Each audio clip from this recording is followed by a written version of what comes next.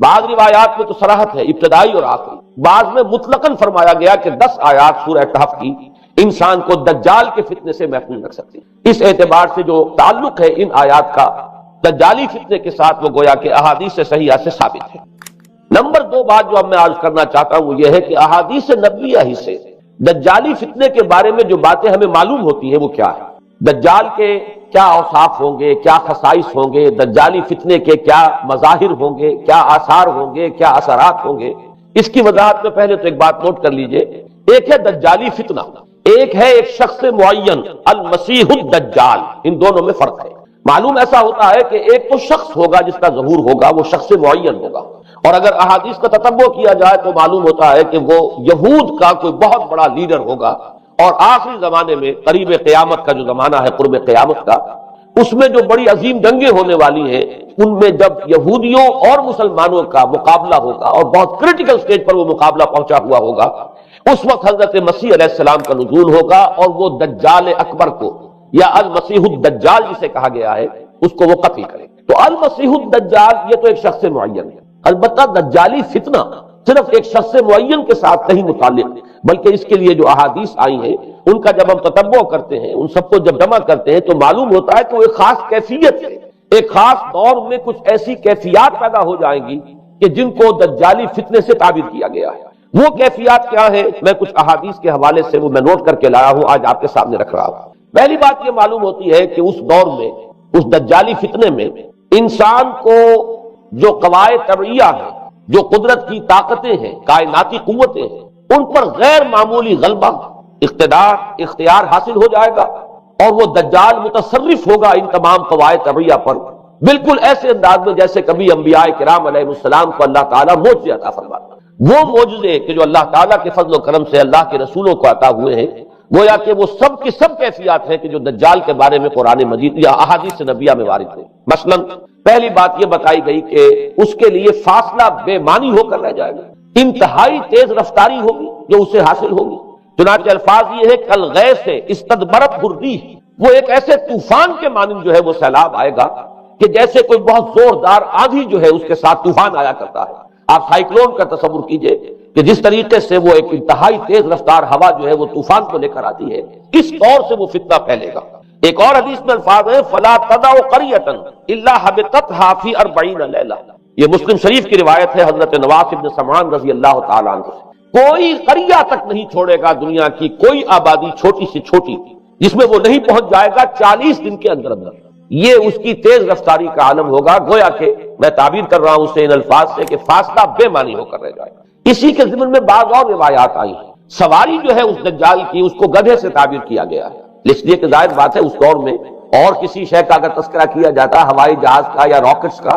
تو وہ تو لوگوں کی سمجھ میں نہ آتا، اور پہلے انہیں ساری سائنس پڑھانی پڑتی تب وہ الفاظ استعمال کرتے، لہذا وہ اس کا خچر، اس کا جس پر سواری ہوتی ہے، لیکن اس کی تیز رفتاری کے لیے الفاظ آئے ہیں کہ اس کا ایک قدم اگر مکے میں ہوگا تو دوسرا قدم شام میں جا کر پڑے، اور الفاظ یہ آئے ہیں کہ اس کے دونوں کانوں کے درمیان فاصلہ جو ہے وہ 40 باع کا یعنی 80 ہاتھ کا ہو، بلکہ حضرت علی رضی اللہ تعالیٰ عنہ کے خطبے میں جو اس کا بیان ہوا ہے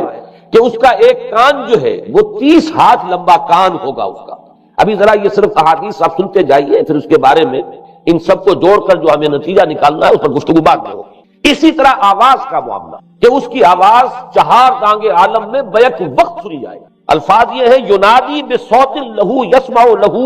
ما بین الخافقین، وہ ایک ایسی آواز کے ساتھ پکارے گا کہ جسے مشرق و مغرب کے مابین رہنے والا ہر شخص سنے گا۔ اس کی آواز جو ہے گویا کہ وہ تمام فاصلوں کے جو پردے ہیں اس کے لیے وہ حائل نہیں رہیں گے، بلکہ یہ کہ اس کی آواز جو ہے پوری دنیا میں مشرق و مغرب میں بیک وقت سنائی دے گی۔ تیسری بات معلوم ہوتی ہے کہ علاج معالجہ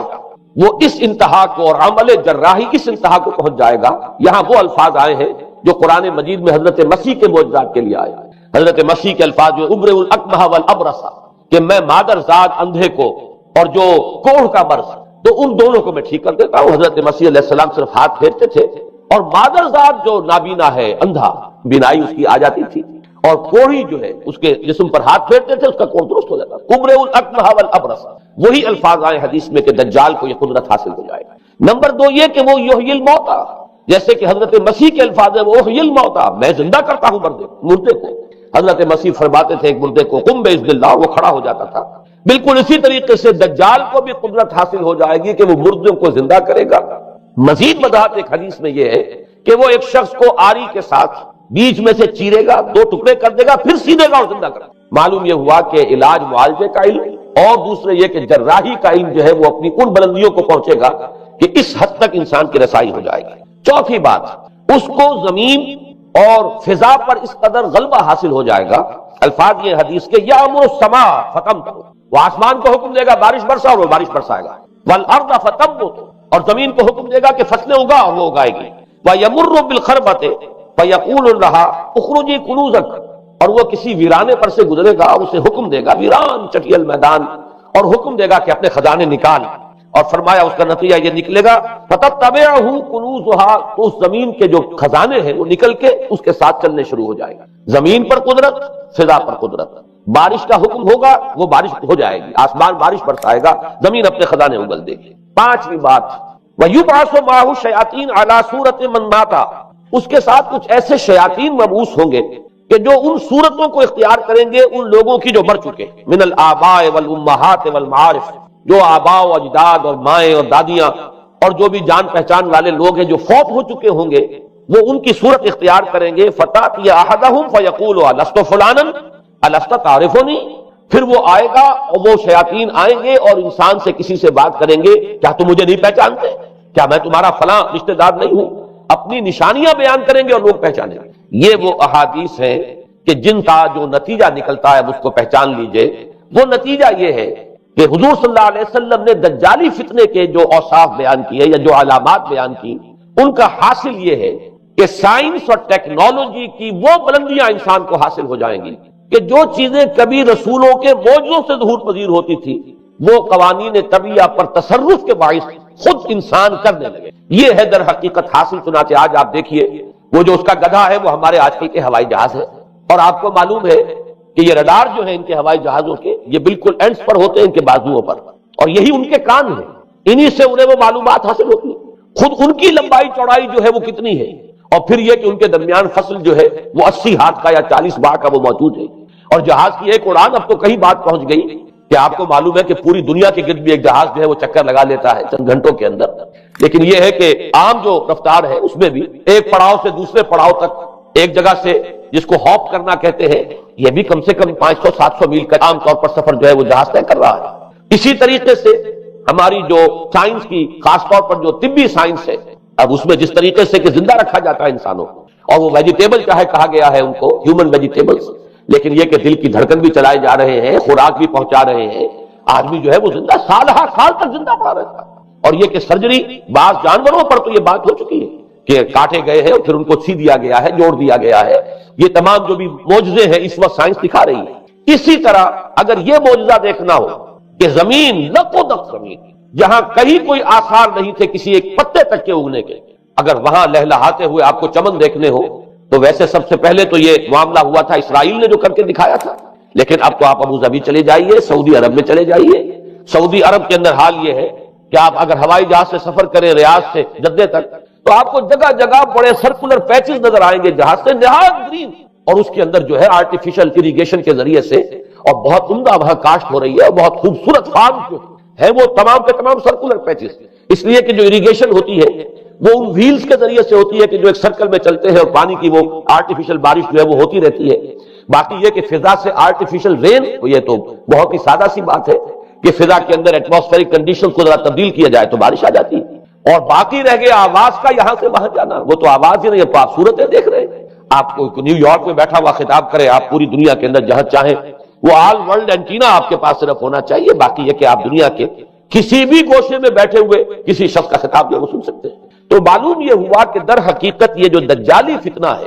یہ جس کے اوصاف جو بیان کیے گئے، ابھی میں اس کو لفظ فتنہ سے تعبیر نہیں کر رہا، اس سے جس چیز نے فتنہ بنایا وہ ابھی میں آپ سے عرض کروں گا، لیکن یہ جتنے اوصاف حدیث میں آئے، جتنی صفات بیان ہوئی ہیں، جو قوائف وہاں سامنے آ رہے ہیں، ان سب کا حاصل تو ایک لفظ میں یہ ہے کہ سائنٹیفک ڈیولپمنٹ اور ٹیکنالوجیکل ڈیولپمنٹ وہ اس درجے کی ہو جائے گی کہ قواعد طبیعہ پر، فورسز آف دی نیچر پر انسان کو تصرف اور تسلط حاصل ہو جائے گا، اور وہ انہیں استعمال کرے گا، اور اس طریقے سے اس کے اندر وہ ساری کی ساری کیفیات جیسے کہ آج ہم دیکھ رہے ہیں اپنی نگاہوں کے سامنے وہ پیدا ہو جائے گا۔ اب سوال یہ ہے کہ اس شے کو فتنہ کس چیز نے بنایا؟ یہ بات سمجھ لیجیے. جہاں تک سائنسی ترقی کا تعلق ہے، تکنیکی ترقی کا تعلق ہے، یہ چیزیں فی الاصل فتنہ نہیں ہے. یہ تو وہ علمہ آدم الاسماء کلہا کا ظہور ہے.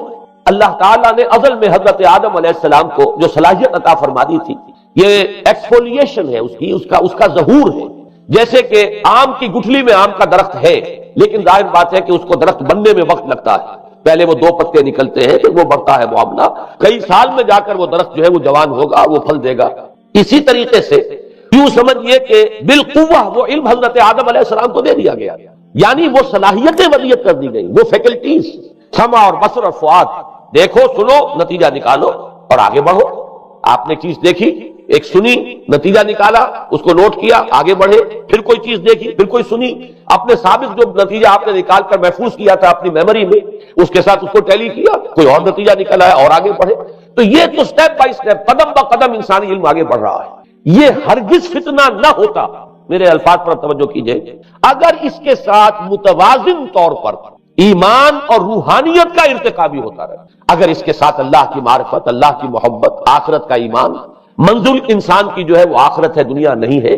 اگر یہ چیزیں ساتھ کے ساتھ ہوتی تو یہ ہرگز فتنہ نہیں. فتنہ در حقیقت اسے جس نے بنایا ہے وہ یہ ہے کہ کچھ ایسے اسباب ہوئے ہیں، اور وہ اسباب آج مجھے بیان کرنے کہ در حقیقت موجودہ عیسائیت اس کا سب سے بڑا سبب ہے. اس کے نتیجے میں ایک بہت بڑا گیپ ہے، اپالنگ گیپ ہے، بڑا مہیم خلا ہے، بڑی وسیع خلیج ہے جو حائل ہو چکی ہے کہ ایمان اور روحانیت ختم ہوتے چلے گئے اور یہ ٹیکنیکل اور سائنٹیفک ڈیولپمنٹ بڑھتی چلی گئی. ان دونوں کے درمیان جو مہیب خلا پیدا ہوا ہے اس نے اسے فتنہ بنا دیا ہے، اور عظیم ترین فتنہ بنا دیا. ورنہ اگر اس کے ساتھ ہی اللہ پر ایمان، آخرت پر ایمان، اور انسان کے اندر ایمانی کیفیات، اس کی روحانی کیفیات اگر یہ بھی برقرار رہتی، بلکہ اس کے ساتھ متوازن طور پر ان کو ترقی کرنا چاہیے تھی، تو یہ ہرگز فتنہ نہیں ہے. تو پہلی بات یہ سمجھ لیجئے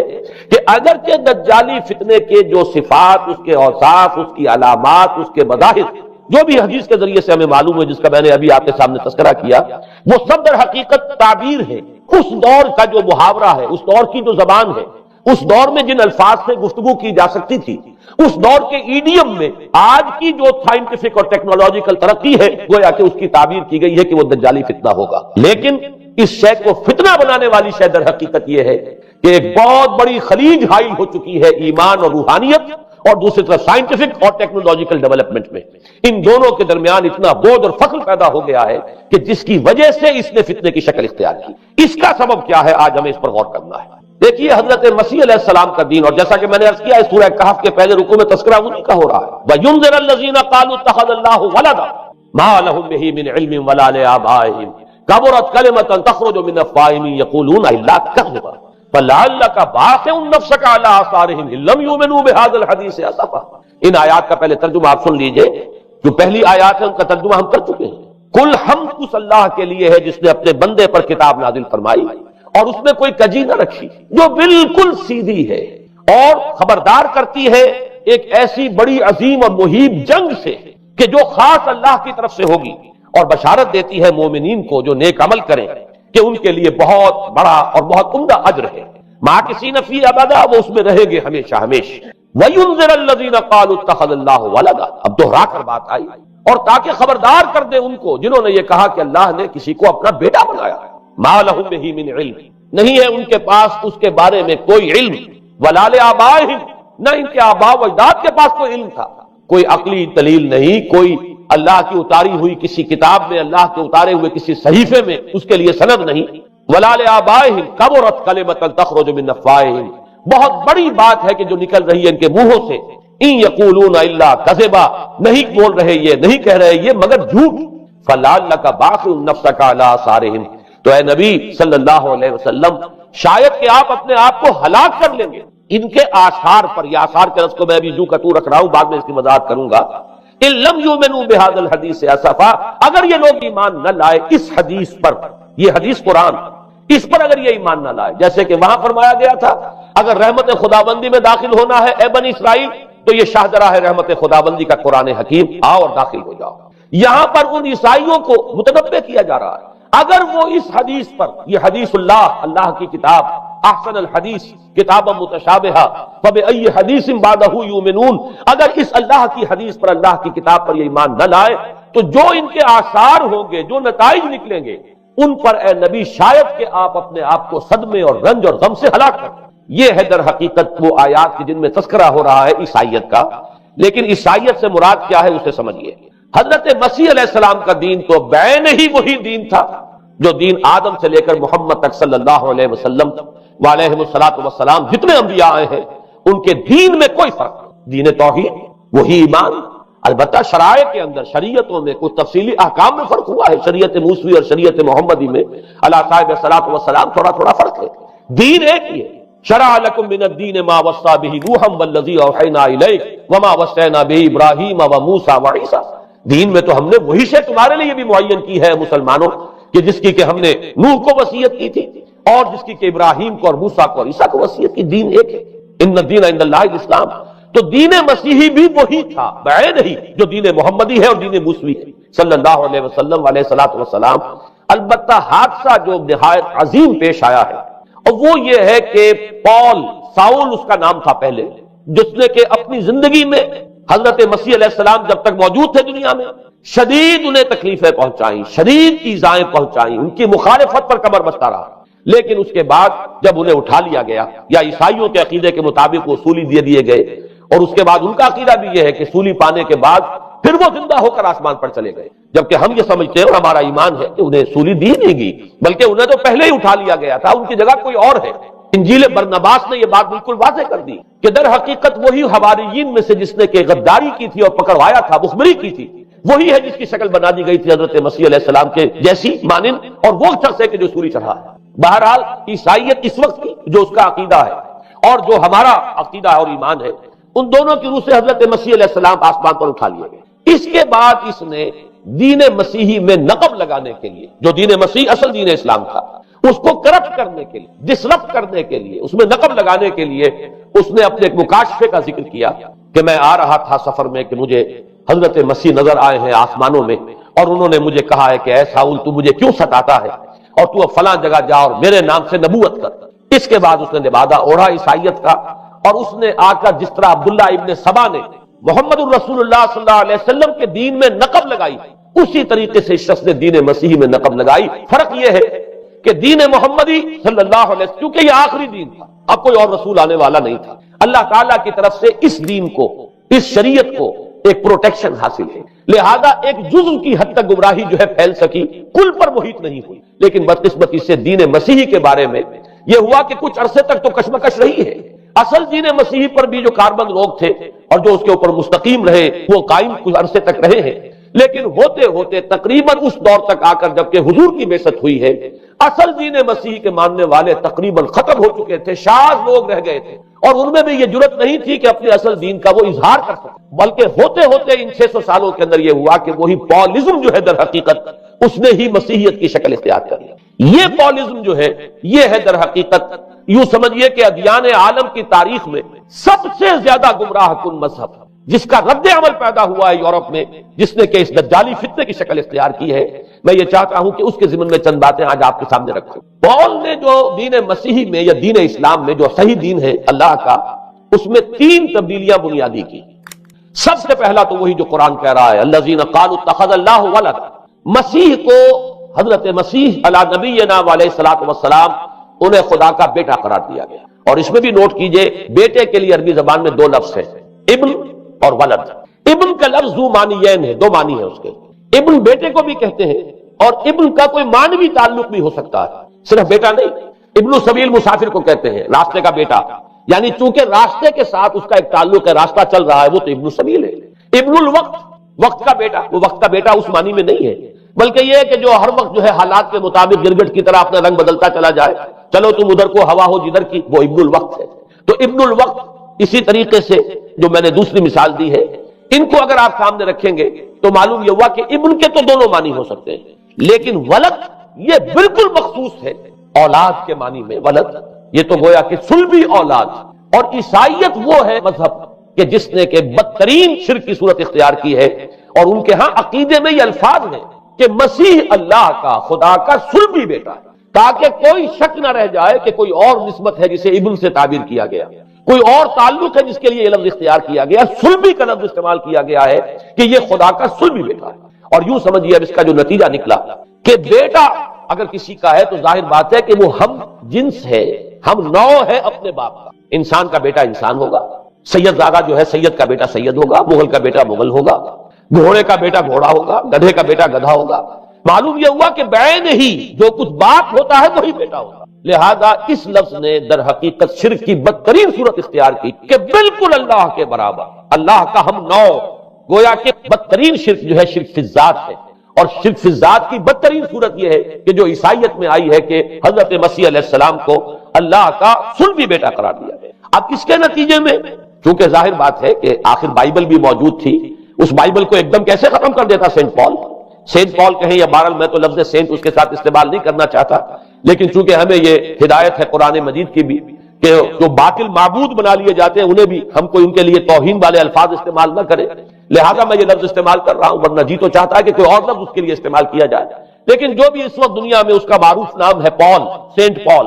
تو اس نے چونکہ ظاہر بات ہے کہ پوری بائبل کو کیسے ختم کر دیتا، ایک دم تورات کو کیسے ختم کر دیتا؟ تورات تو آج تک چلی آ رہی ہے بائبل کے ساتھ ملی ہوئی، the old testament, the new testament, یہ دونوں مل کر بائبل بنتی ہے۔ لہذا اب گورکھ دھندا بنانا پڑا انہیں، وہ تسلیس والا گورکھ دھندا، تین میں ایک، ایک میں تین، توحید بھی ہے تسلیس بھی ہے، تین میں ایک، ایک میں تین، اور یہ وہ شے ہے کہ جس نے عقیدے کا تعلق عقل سے منقطع کر دیا۔ اس سے سمجھ میں آنے والی بات ہے، تین میں ایک، ایک میں تین، ایک گورکھ دھندا ہے۔ نتیجہ انہوں نے یہ نکالا کہ ڈوگما در حقیقت اس کا عقل سے کوئی تعلق نہیں، ڈوگما بس عقیدہ ہے، اور اس عقیدے ہی کے اوپر سارے دین کی بنیاد ہے، باقی وہ عقل میں آئے نہ آئے، عقل کے لیے قابل قبول ہو یا نہ ہو۔ یہ بات اچھی طرح سمجھ لیجئے کہ اگرچہ ہمارے ہاں ہم بھی یہ بات کہتے ہیں کہ بہت سے حقائق جو ہے کائنات کے وہ ایسے ہیں کہ جن تک عقل کی رسائی نہیں، اس کے لیے ہم مجبور ہیں، محتاج ہیں وحی کی ہدایت کے۔ لیکن دو چیزوں میں فرق کیجئے، ایک ہے عقل سے ماورا ہونا اور ایک ہے عقل کے خلاف ہونا، ان دونوں چیزوں میں زمین و آسمان کا